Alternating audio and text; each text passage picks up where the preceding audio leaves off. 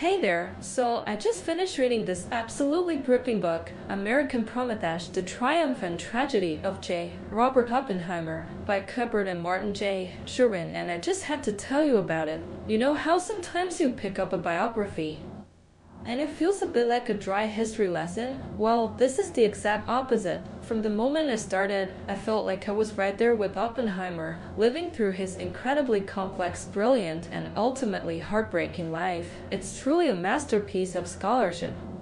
But it reads like a riveting novel. The central idea, the core message of this book, is right there in the title Oppenheimer as a modern Prometheus. Remember the myth? Prometheus stole fire from the gods and gave it to humanity, but then faced eternal punishment for it. This book argues that Oppenheimer, as the father of the atomic bomb, brought this incredible, terrifying power into the world, fundamentally changing civilization, and then, much like Prometheus, faced his own form of brutal punishment and scrutiny. It's a deeply personal biography that really delves into how his private experiences and his enigmatic personality guided his public behavior and policy decisions. Even his science. The author spent a quarter-century researching this book, drawing on thousands of records, including Oppenheimer's old papers and thousands of pages of biosurveillance records. Can you imagine?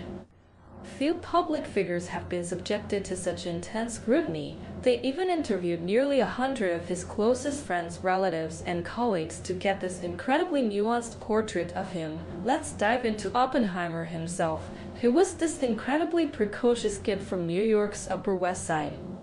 Born at the turn of the 20th century, he had these solitary passions: minerals, poetry, and building with blocks. Can you imagine a 12-year-old corresponding with well-known geologists about Central Park rock formations? He even gave a lecture to them, standing on a wooden box so they could see him over the podium. He later called his younger self an unctuous, repulsively good little boy. His upbringing at the Ethical Culture School, founded by Felix Adler, emphasized deed, not creed, stressing social concern and individual human will over fatalism.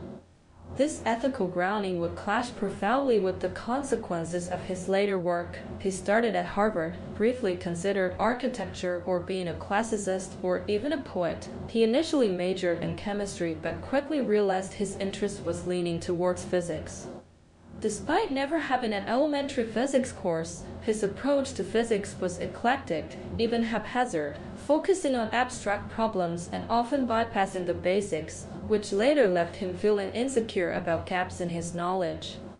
His Harvard tutor, Percy Bridgman, who would later win a Nobel Prize, recognized his perfectly prodigious power of assimilation but noted his weakness on the experimental side, calling his mind analytical rather than physical. He even confessed that he found lab work a terrible bore. But then he went to Europe, studying in Gien, Zurich, and Leiden, and that's where he really blossomed. He immersed himself in quantum mechanics, working with giants like Max Born and encountering brilliant minds like Paul Dirac and Wolfgang Pauli. It's interesting because Dirac, who was singularly focused on physics, couldn't comprehend Oppenheimer's love for poetry. Dirac asked him, "How can you do both? In physics, we try to tell people in such a way that they understand something that nobody knew before. In the case of poetry, it's the exact opposite." Oppenheimer just laughed, living comfortably in worlds beyond Dirac's comprehension, even as Dirac grumbled about him wasting time on trash like music and painting. Back in America, he started teaching at Berkeley and Caltech, and his influence was immense.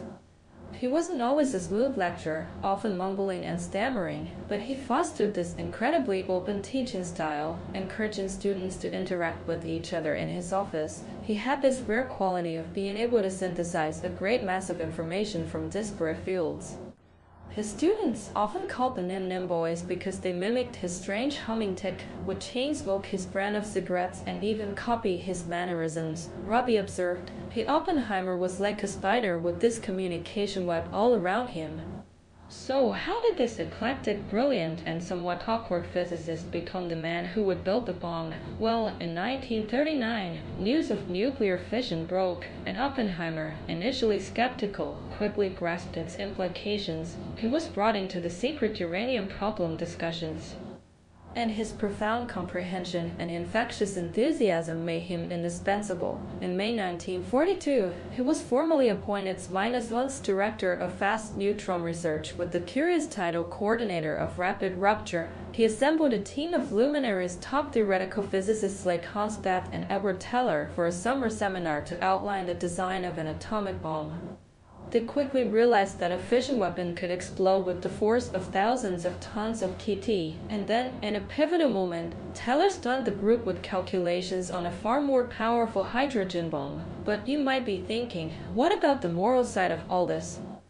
This is where the tragedy starts to unfold. Oppenheimer was appointed director of the Los Alamos Laboratory in 1943, creating a secret city on a remote mesa in New Mexico. He transformed a diverse group of scientists into an efficient team.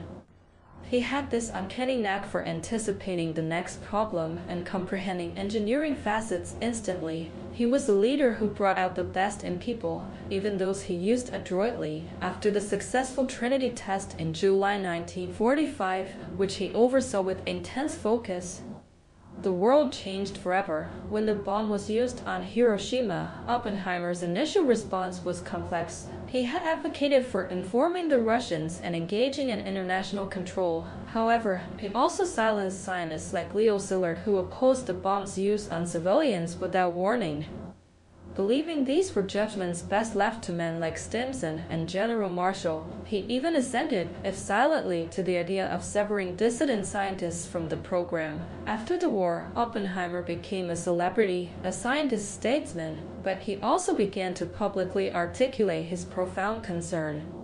He told an audience, "We have made a thing, a most terrible weapon, a thing that by all the standards of the world we grew up in is an evil thing." He argued that atomic weapons were cheap and a weapon for aggressors, used against an essentially defeated enemy at Hiroshima.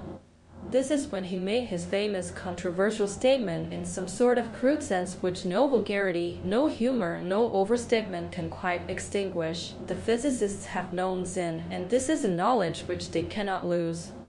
His friend Isidore Rabi found this sort of crap, believing Oppenheimer was full of too many humanities and had a tendency to make things sound mystical. Then came the H-bomb debate. Oppenheimer was profoundly disturbed by the ethical implications of a weapon thousands of times more destructive than an atomic bomb. He hoped it would prove technically unfeasible and saw it as an escalation of the nuclear arms race. The General Advisory Committee (GAC), which Oppenheimer chaired, rejected a crash program for the H-bomb, citing moral and pragmatic reasons. They felt that limiting the issue to technical and political considerations was a dereliction of duty.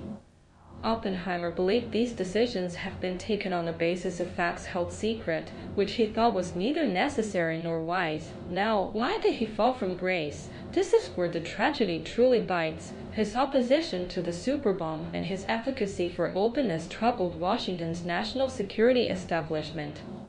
Especially Lewis Strauss, chairman of the Atomic Energy Commission.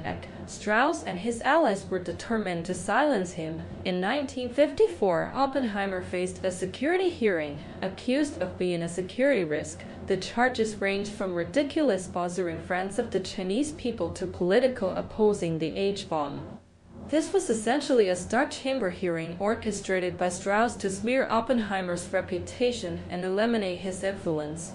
Despite working with Strauss, provided Oppenheimer's prosecutor, Roger Robb, with extensive investigative reports, including selective contents of the physicist's trash from his Los Alamos residence. Oppenheimer's complex character came out during this hearing. He was unaccountably nervous and seemed to buy personal immunity from attack by turning informer, as Edward Conant, his friend, bitterly observed. He admitted to past associations that were problematic for the time, like his relationship with Jean Tatlock, who had communist sympathies and later died by suicide under suspicious circumstances. He gave a cock-and-bull story to Pash, the chief of counterintelligence, about an approach to pass information, a story he later couldn't explain. This ambiguity ultimately hurt him during the hearing. The hearing board, despite admitting no doubts about his loyalty, decided against clearing him, citing his opposition to the H-bomb program. The dissent from one board member, Ward Evans, was powerful, stating it would be a black mark on the escutcheon of our country. His friend Andrei Morok later said Oppenheimer accepted his accusers' terms from the beginning. He should have told them, at the very outset, "Je suis la bombe atomique." He should have stood on the ground that he was the builder of the atom bomb, that he was the scientist, and not an informer. After the hearing, he was effectively gone from the public sphere, replaced by Edward Teller as the face of the scientific statesman. Yet, he continued to lead the Institute for Advanced Study in Princeton, hoping to make it a haven where science and the humanities could come together. He continued to advocate for an open mind and the minimization of secrecy. He famously described the US and the Soviet Union as two scorpions in a bottle. He deeply believed that the purposes of this country in the field of foreign policy cannot in any real or enduring way be achieved by coercion. So, what's the takeaway from this incredible story for us today? Oppenheimer's struggle to control the monstrous power he helped unleash and his subsequent persecution for speaking his mind are still incredibly relevant. We live in a world grappling with the ethical implications of rapidly advancing technology.